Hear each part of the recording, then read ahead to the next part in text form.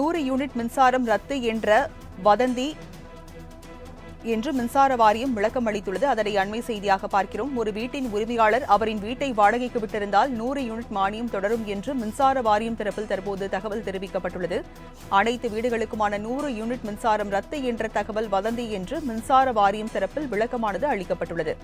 ஏற்கனவே மின்சார ஒழுங்குமுறை ஆணையம் வழங்கியுள்ள உத்தரவின்படி மின் வாரியம் செயல்படுகிறது என்று மின்சார வாரியம் தரப்பில் தற்போது விளக்கம் அளிக்கப்பட்டுள்ளது. விவரங்களை செய்தியாளர் நந்தினி வழங்க கேட்கலாம். நந்தினி, மின்சார வாரியம் தரப்பில் என்ன விளக்கம் கொடுக்கப்பட்டிருக்கு? வணக்கம். 100 யூனிட் மின்சாரம் ரத்து என்ற தகவல் வதந்தி என மின்சார வாரியம் தரப்பில் விளக்கம் என்பது அளிக்கப்பட்டிருக்கிறது.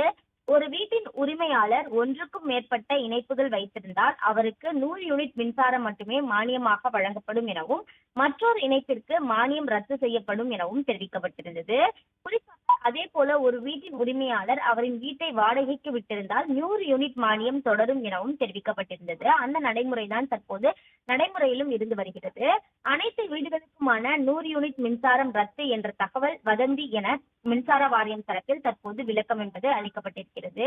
ஏற்கனவே மின்சார ஒழுங்குமுறை ஆணையம் வழங்கியுள்ள உத்தரவின்படி மின்வாரியம் செயல்படுவதாகவும் அந்த உத்தரவில் வாடகை வீட்டுதாரர்களுக்கான மானியத்தில் எந்த இடையூறும் இருக்கக்கூடாது என தெளிவாக குறிப்பிடப்பட்டுள்ளதாகவும் மின்சார வாரியம் சார்பில் தெரிவிக்கப்பட்டிருக்கிறது.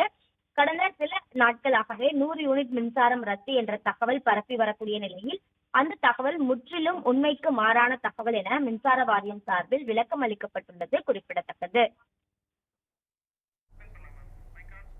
விவரங்களுக்கு நன்றி நந்தினி.